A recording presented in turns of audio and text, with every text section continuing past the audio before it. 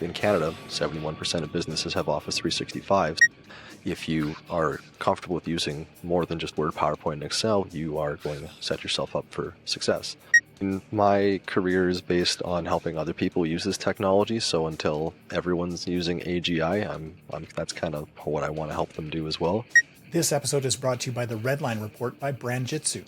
What story is your website telling, and how is it telling it? Are you just talking about yourself, or are you connecting with your customers on a more meaningful level? Find out at brandjitsu.com/redline. If you feel so inclined, you can support the show by like, share, and subscribe wherever you get your favorite podcast. Also, you can go to patreon.com/RebelRebelPod. The Rebel Rebel is a show dedicated to creative rebels and entrepreneurs all over the world. It's for those people who think audaciously and act courageously in service of making the world a better and more interesting place. In this episode, I've got Ryley Bauer, founder of Bauer Automate, on the show. Using his challenges to fuel his business strategies, Ryley shares his journey from a tech-curious kid to a tech entrepreneur. Please welcome Ryley Bauer to the Rebel Rebel Podcast. Well, welcome to the Rebel Rebel Podcast. I am your host, Michael Dargie, and oh man, so close yet so far away around the world, at least 2 times, I've got Ryley Bauer. Ryley, how the heck are you? I'm doing great, thanks. Thanks for having me. Oh, thanks for coming on the show. So let's just get you geographically oriented in the world. Where are you right now in this very moment? I'm in Calgary in Canada. See, pretty close, like around the world a couple times. Couple times over. So close, but so far away. And Ryley, to continue on this theme of catching us up with all things Ryley, what are you doing right now? Like, what's driving you? What's your business? What's your thing? Hey, so yeah, I'm working as an entrepreneur. I've got my own company now, Bauer Automate, and it's a pun after Microsoft's tool Power Automate, but worked out with my name in there. I'm really enjoying working with a variety of customers who have both small and large businesses, with some municipalities and some small entrepreneurs, and trying to get them started as well. So it's really exciting stuff. My goal is to help companies keep using the tech they already have, but better. And so far, it's really kind of scaling both on the small business and on the large enterprise side. Oh, that's awesome. So you make mention of poking fun at Microsoft. Are you a Microsoft shop? We focus a lot on their tools. I try to be agnostic, and my mission is to help customers use their tools that they already have, but better. So if it's Microsoft, because they have 71% of the market share, then that seems to work out well. But we use Zoho and Google and other tools that the customers are already using. Oh, nice. And you mentioned poking fun at them. Did you get any feedback from poking the bear, or did they just leave you alone? Well, they have left me alone.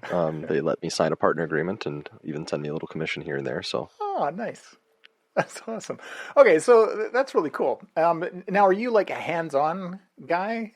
And like when you're talking about tech stuff, give me just because I need to know how all this plays together. Like, what is it that Bauer Automate does? What do you do specifically, and how does it fix the world? Yeah. So. As far as like sustainability goes, we do automation and focus on making things paperless. Things like time off request or an expense report, those are often very manual. They're handed around. A site inspection is oftentimes a piece of paper, and we're just expediting that so that they have a mobile app or a dashboard they can fill all that into without having to invest in some large custom software that's on the market. I mean, our build fees aren't cheap either. We're very good at what we do. Yeah. But at the same time, we just kind of help them build on top of the platforms that they already have. I like to think about the stuff with Microsoft, SharePoint, and Power Apps, Power Automate, Power BI are all kind of like Lego bricks. So it's kind of like a build your own tool. And they give you a really nice little foundation to work with, but you kind of take it from there and set it up further for your business's needs. So we do a lot of the things like training too. Lots of companies have these tools already, so we try to train their internal staff. Nice. Yeah. That's awesome. So, so let's do a little bit of time travel because this is the way of the show. Let's go back in time, and I'd like you to go as far back as you can think of, and bring us up to speed on why Ryley ended up going this way.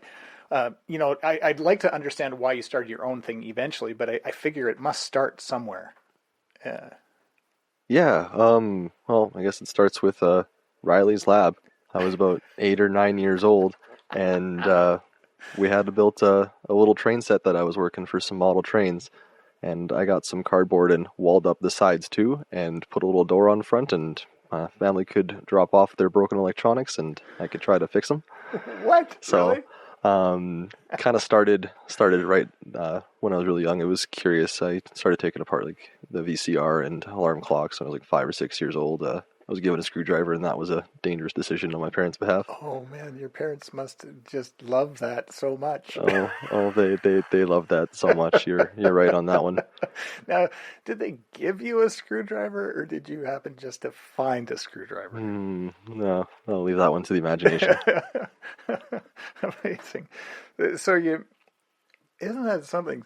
So you started your own little side hustle as a 6-year-old disassembling electronics and then charging your parents to put them back together again? That feels a little extortive.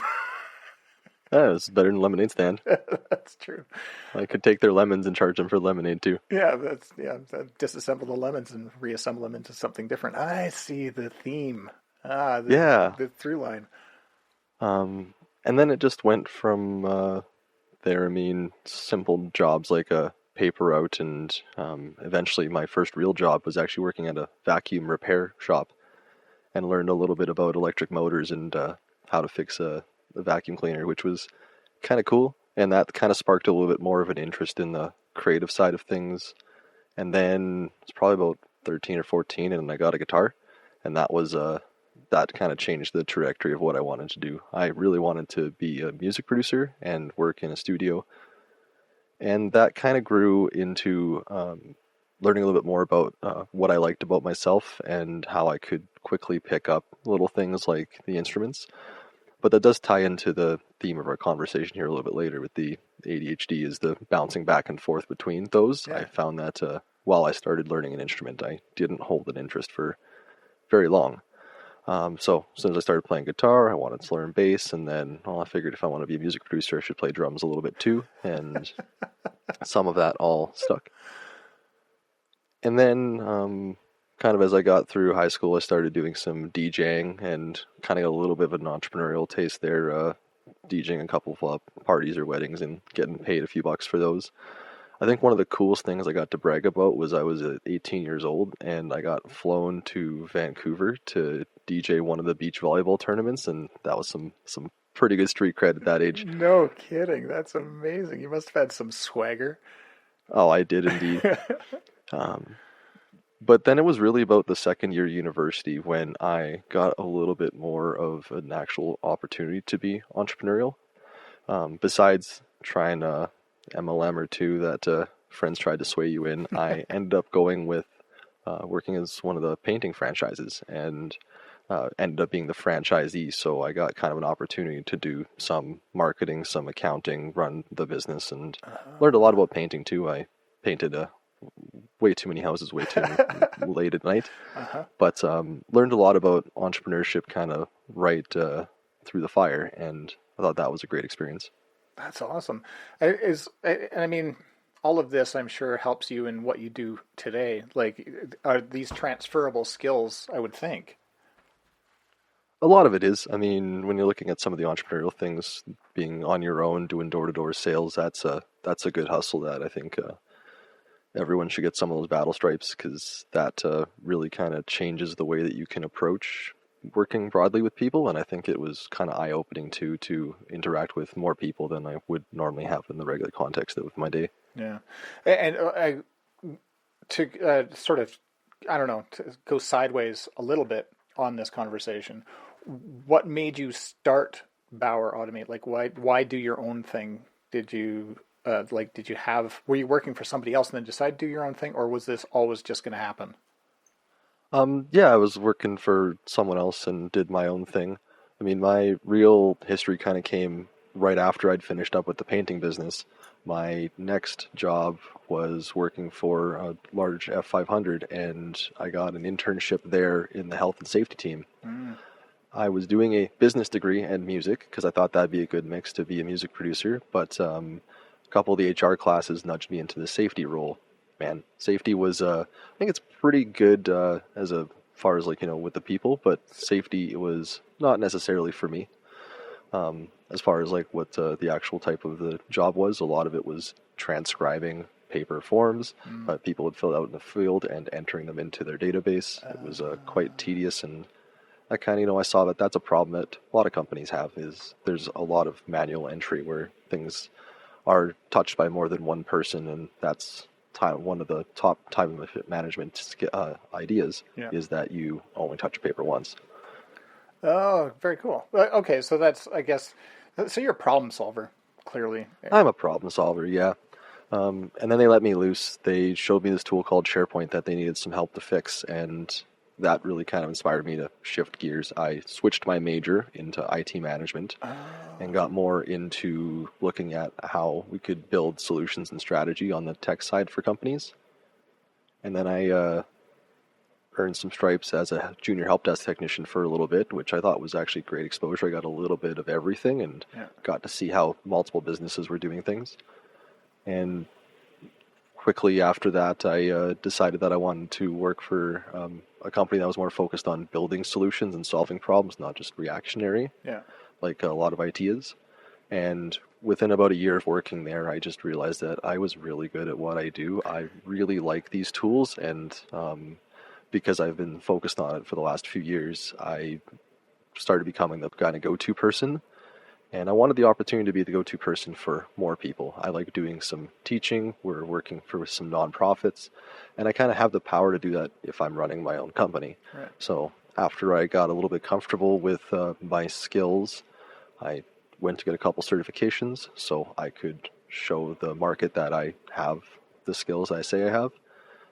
And I landed a contract with a municipality, and it was enough that I was comfortable leaving my job and taking that risk. Wow. And from there, it just kind of blew up. I started getting a bit of reputation, and through referrals, I've had to hire 2 other staff just to keep up. Yeah. So, man, it's a bit of a Cinderella story. What did it feel easy when you were doing it, or did it, because it sounds easy. It sounds like it was just kind of preordained almost. You do this and you just naturally went to the next thing.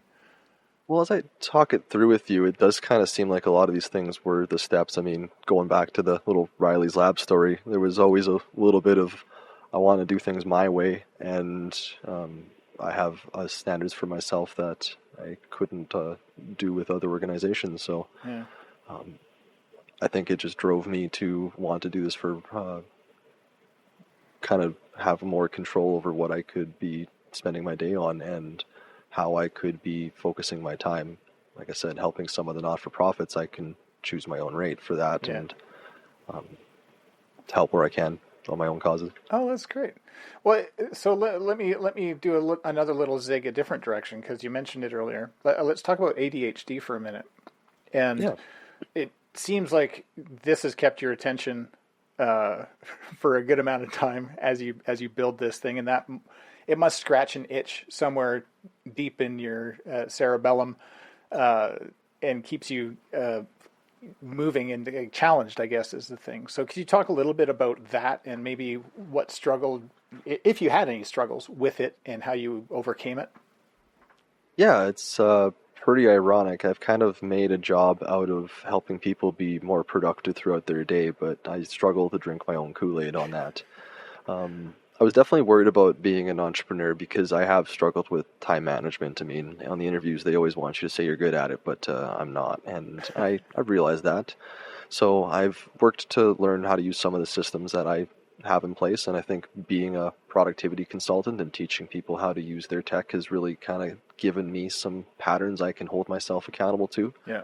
I've got 7 screens in front of me. One of them always has my to-do list just on it, just off to the side, so I can quickly and easily enter something else to make sure, if I do it on time, that's a bit of a dice roll, but I guarantee I've at least captured that I'm supposed to do something. Right. And that's much better than I used to be. So I think a lot of those things were definitely a concern when starting out on my own, but trying to just make sure I use some of those systems in place now. I was a one-person company. I got a CRM right away. I was made sure everything was integrated with my accounting and my website. I turned on e-commerce capable website, thinking I wanted to sell training in the future. Because I knew if I didn't do those things right away, I wasn't going to do them. And that's kind of part of it too, is making sure that I can allocate things at the right time, because part of that ADHD and the challenge is still that, things get exciting and I switch to the latest and greatest. Right. The reason that I think the Power Platform and the Microsoft tools have kept me so interested is it's a set of Lego bricks that I can use to solve any problem. So as these companies come and bring me something new as a new problem, I can still apply the tools I have, but it is not the same work every day. Yeah, therein lies the secret. I think so. Oh, that's really cool. What do you see as sort of a next, the next version of Bauer? Or is it just finding a place in the status quo at this point? Or are you expanding? Like, what does the future look like? I'm looking to expand. I mean, one thing I really enjoyed last year was we ran a student internship program. We had 2 high school students that we were able to hire with a partnership with one of the provincial programs that covered half their labor. So we rented an office, which was new to us. We had just been working out of our houses before. Yeah. But those co-working spaces are so helpful. They're a really cost-effective way to spin up a small space for a temporary amount of time and not have that same commitment, but have it just an awesome space. And we keep paying for that membership now because it's quite cheap to have access to these classroom-style spaces. Which we want to build more of a community. We went with Is it WeWork or we went with Work Nicer. Work Nicer. That was next on my list. Yeah, they have 4 in Calgary and 2 in Edmonton, so that's actually been pretty helpful because I've made a couple trips up there to deliver some training, and having just the space to work on my regular membership is super convenient. That's fantastic. And I imagine to be the same with WeWork and the others. Yeah. Oh, that's really cool.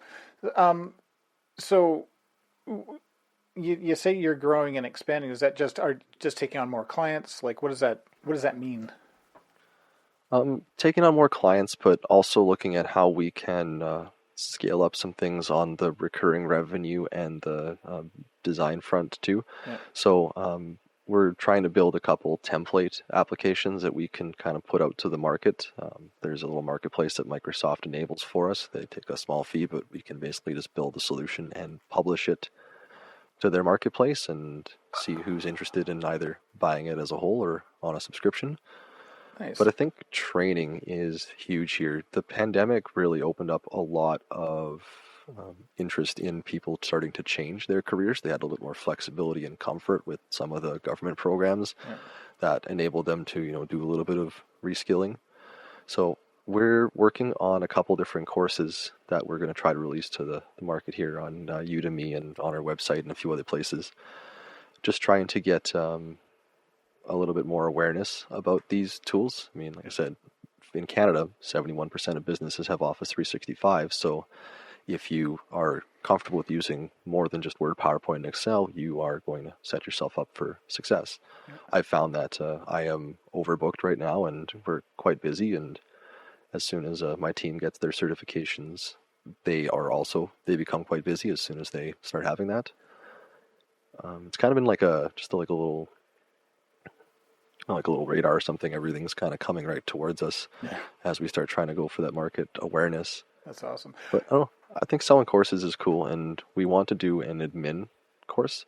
I think that's a big one right now, is looking at a lot of the admin assistants and kind of that group of people are looking at reskilling themselves for some of the little tech that they're using.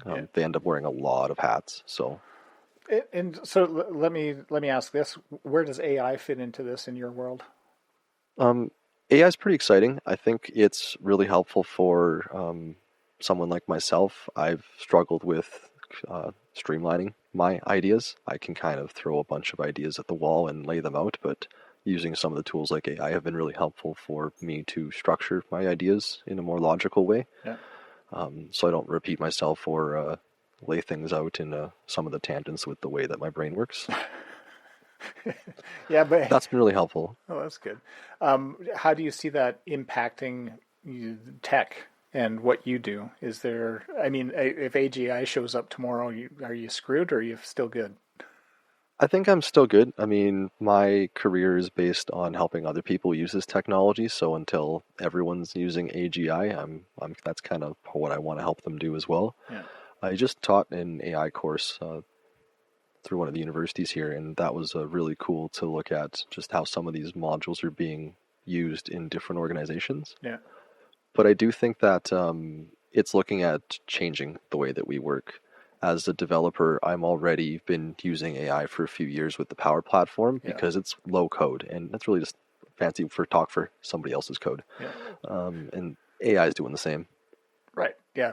I know that my son uses, and I can't remember his IDE, but basically he's got AI baked into it. So it helps him actually code and suggest what the next lines might be, or he'll say what he wants it to do and it'll actually write the code, and then he'll like review it and be like, oh yeah, that is what I want, or I need to change this one little thing. So it's a fascinating opportunity to scale quickly.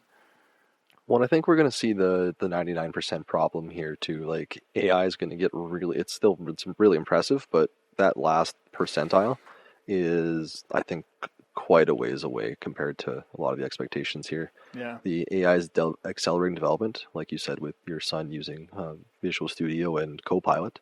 But Microsoft Copilot branding is pretty clever because right now it helps you do a task, but it's not going to do it for you yet. Yeah. Yet.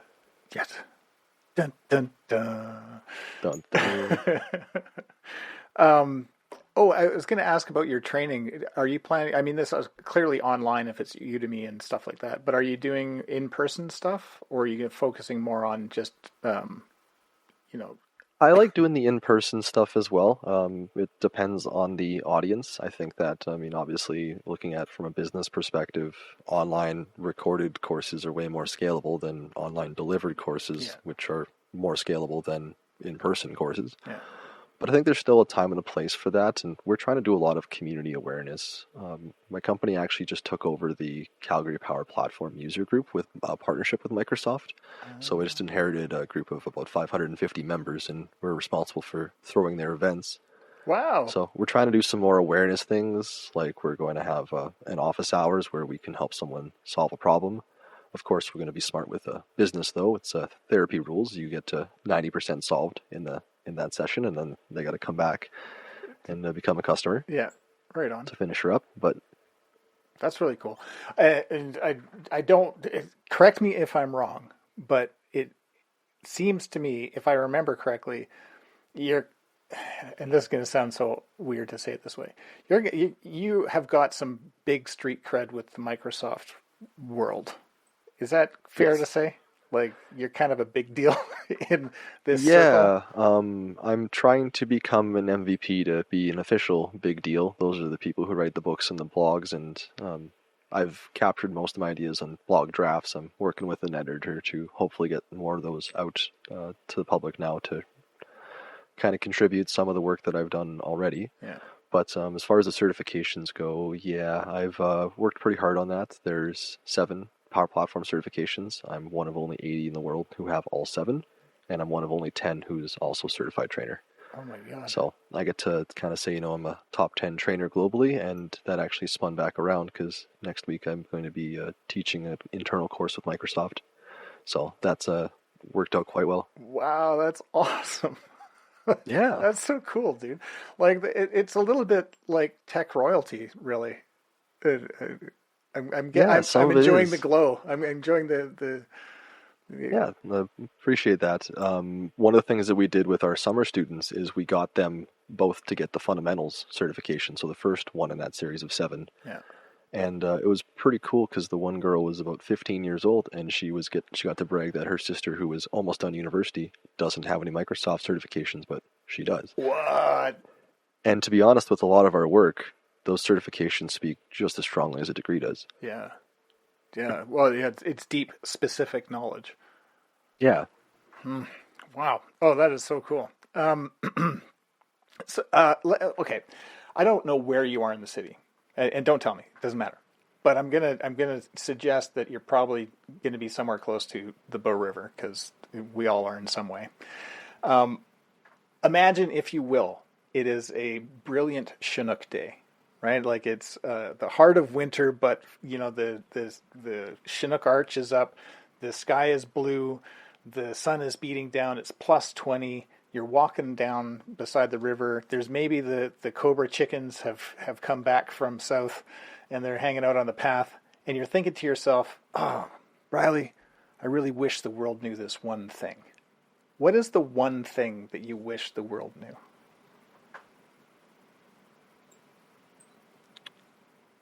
I think that with a lot of businesses, tech feels intimidating, and I'm starting to see here that the groundwork that my peers have done over the last 20 years have really simplified these tools now.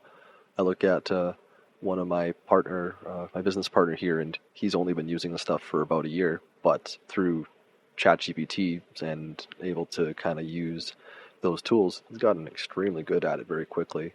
So I just want people to feel like tech is more accessible than they think it is.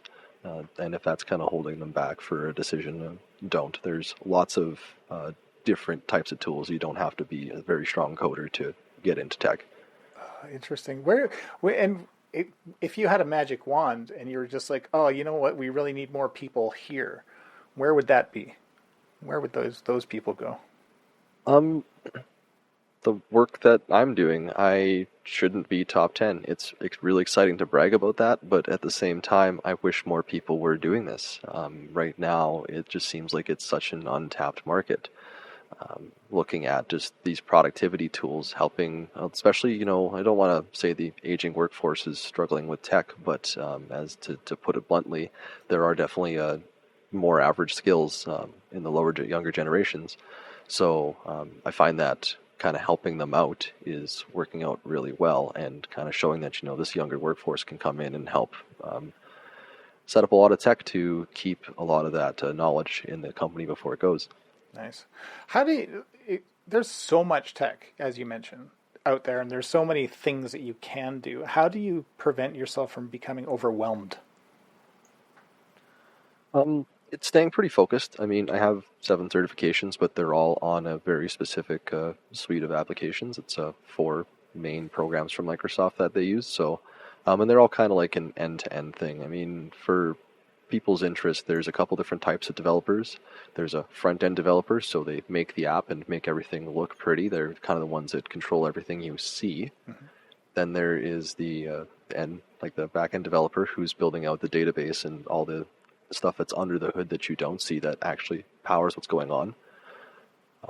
I focused on kind of being the full stack developer, so I look at gathering information, moving it around and telling people, getting approvals, making sure it's stored in the right spot, and then building reports on it and presenting it in a nice way, kind of in a full end-to-end scope.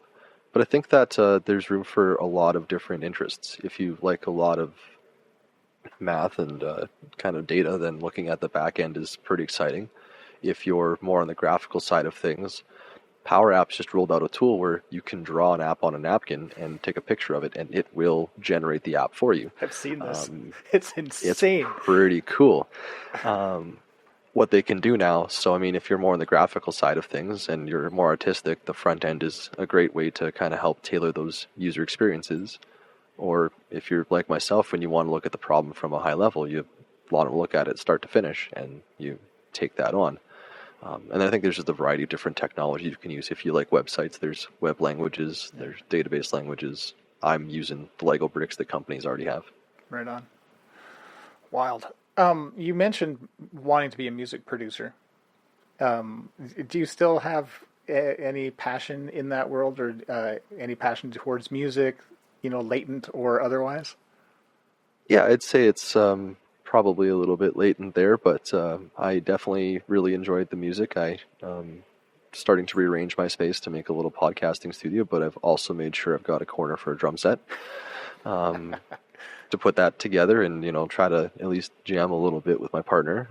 We used to do that a lot, and we haven't recently with some career goals, but that's something I want to get back into because it's a lot of fun and work hard. It should also balance with play hard. Right on. And some of those things, I definitely think I'm not going to be a professional in a recording studio anymore. I've kind of accepted that I am been called somewhere else, but I think at the same time, can still work on making some music as a hobby. That's wicked. Who's your favorite band? Or it doesn't have to be your favorite, but what's one of your favorite bands? Um, Fun story. It was grade 7, and one of the radio stations was heavily promoting The Who coming through town. And I'd never really heard of them before, but they were playing enough of their songs that I knew Pinball Wizard and some of the other ones off the top of my heart pretty quick. Yeah. Really wanted to go because they kept saying that it was going to be a last kind of thing, and we decided that we were going to go on the day of. And we went the day of the concert, bought tickets in the nosebleeds. One of the radio guys was kind of trying to bring the crowd down, so we got tickets bumped down to like the lower bowl. And it was just such a good memory with me and my dad. That was the first concert I'd ever seen, and I think that was kind of just kicked off the music there. So definitely think that's a good one. The first concert you see is The Who? Yeah, man, Roger Daltrey swinging his mic around, and that sets a bar. It sets a bar. Oh my God, that's amazing. Okay, talk to me about books. Are you a reader? I wish I was a reader. I want to read more books. I think that's one of the ones that I've been sitting on my desk for a little bit here is game theory and looking more into that. Yeah.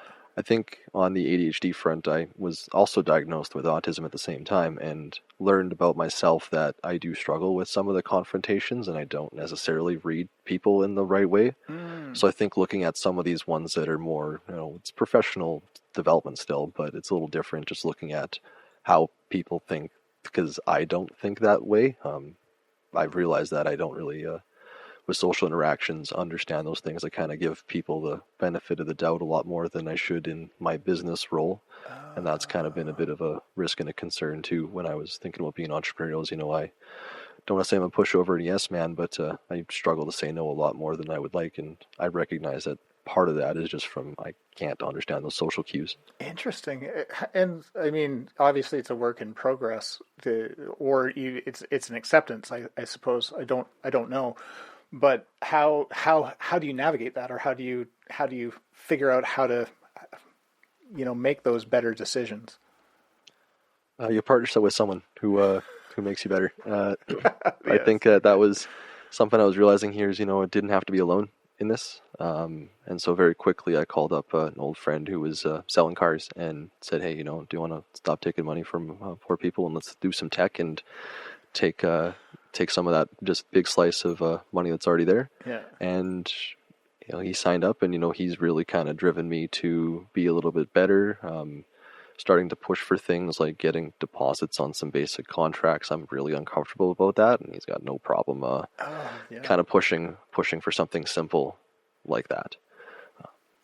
Well, that's so cool. I'm so happy that I'm thrilled that you found somebody to complement the momentum that you've got. Yeah, it's been extremely helpful. I definitely don't want to do this alone. I think being part of a team is just been so much better. Oh, that's great. All right. Okay. Video games. Do you have time for those? Do you like those? Do you not like those? I love some video games. I wish I had some more time for them, but I did just get through a bunch of Cyberpunk, which was great, and I've also just played the latest Star Wars Jedi Survivor, so that one was a lot of fun too. Is that the one that just came out? In the spring, yeah. Like the last year. Oh, last year. It's not the one that's about to come out. There's another a new one coming soon, and I'm probably gonna get that one right away. Yeah, I'm really excited for that. Actually, I'm replaying Far Cry 5 for like the third or fourth time. That's a good choice. Yeah. My partner's got a better KD than I do on Call of Duty. Oh, really? Yeah. That's great. Did you guys ever, take time out of your day just to decompress and do some co-op gaming, or is that verboten? No, the co-op gaming is definitely fun. One of the perks of having the company is my employees can have company equipment, which includes both of us have really nice gaming laptops. I'm sure the CRA isn't listening, but even if they are, we are doing our work on them too. Yeah. Well, I mean, it's part of the company culture. Yeah, it's part of the company culture. It's it's activities, but I know we have actually pretty much matching laptops, and so it's nice sometimes. Go and sit wherever you want in the house and just set up a little station. Oh my God. Right on. So good. How about Ryley's guilty pleasure? Like, what does Ryley do just for Ryley? Like when you need something to recharge your batteries. I don't know. I mean, I've got a little pond in my area, so I like to go for a walk around the pond and maybe smoke a joint and just decompress at the end of the day and kind of relax. I mean, that's something that actually the doctor prescribed for my ADHD too. Is it kind of helps numb out some of the noise, so I can focus more on what's in front of me. Because I do find that like I've almost like looking at one of those big libraries with everything's kind of there and you can see it all, but you can't really focus on any one book. Yeah. So I find that that's really helpful as a guilty pleasure to go decompress. Nice. Are you indica or sativa guy? I like my indicas more. I find that the head high helps balance out a little bit more about that focus and just kind of gives me more of the grooves I want. Nice. That's wicked. Okay. One last weird ass question. Netflix or Prime or something like that. Do you have anything that you binge or that you recommend? I'm totally a Star Wars nerd. I'm really liking the Bad Batch that just came out. I haven't watched that yet. It's good, hey? Dave Filoni and some of the work he's done with Star Wars has just been really good, kind of taking over for a lot of what's done at Lucasfilm, and I really like his work. But the animation is incredible. Just looking at the fact they've done some like paint style brush strokes onto it, but they're also using ray tracing in the background, so it's like extremely hyper realistic at the same time. Oh my God. So it's a pretty cool blend, and there's lots of other good animes that are doing some really unique things too, but that's the one that I'm just watching this week. Oh man, I love it. That's cool. Thank you for that. These are great recommendations, by the way. I'm totally going to dig in. There's these people in the world, we call them rebels in waiting. These are and this isn't just for them, but it's for them. These are the people that are about to take their first step or next step. Or as I like to say, they've, taken the Wile E. Coyote step off the ledge and are currently looking down, just now realizing that there's nothing below them. What advice do you give to those people? What have you learned along the way that would help us, take that next step?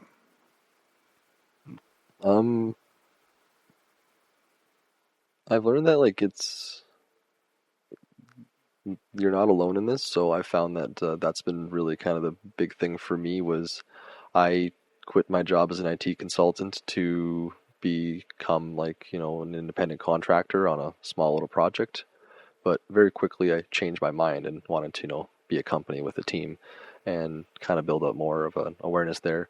I think just looking at you don't have to do this alone, and I had started down that route, but very quickly I course corrected. I'm glad I made that change as fast as I did.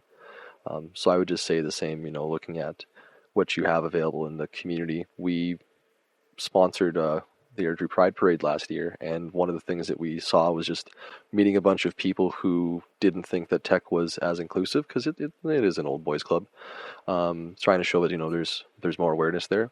But we met a few people there who, have been really good local help to look at some offloading some small projects or some work there, because they're just as excited as we are, but they were doing this themselves, and I think very quickly they've learned the power of teamwork, because we're doing a lot more together than we could on our own.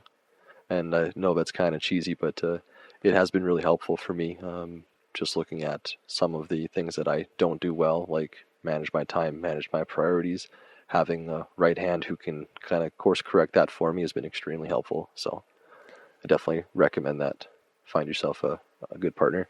Oh, that's great. One of my biggest takeaways from this episode has been just the openness that you have to be like, okay, here's where I'm great, but here's where I'm not great, and not trying to cover that up and just be like, I need help here. And I think that that's really freaking cool, Ryley. I think that's a superpower. Thank you. Yeah, I think that's one of the perks of it being on the spectrum is that objectivity, is you can kind of, take that step back and look at it without as much bias, because you don't really have emotional attachment to those decisions. And I found that that's been really helpful. Is just looking at what I'm good at and what I'm not, and trying to delegate that more and kind of ask for the right help too. Man, thank you for that. That's huge. That's huge. Thank you. This has been amazing, Ryley. Thanks so much for spending time with me today. I appreciate it, Michael. Thanks for having me. Thank you so much for listening. I've been your host, Michael Dargie, and this has been the RebelRebel Podcast. It's a podcast for creative rebels and entrepreneurs all over the world. And hey, if you're a rebel or you know a rebel, why don't you head on over to the RebelRebelPodcast.com and fill out our guest request form. We'll get back to you within 24 hours, and maybe we can share your story with the world. Don't forget to like, share, or subscribe wherever you get your favorite podcasts. And thanks so much for listening. Until next time.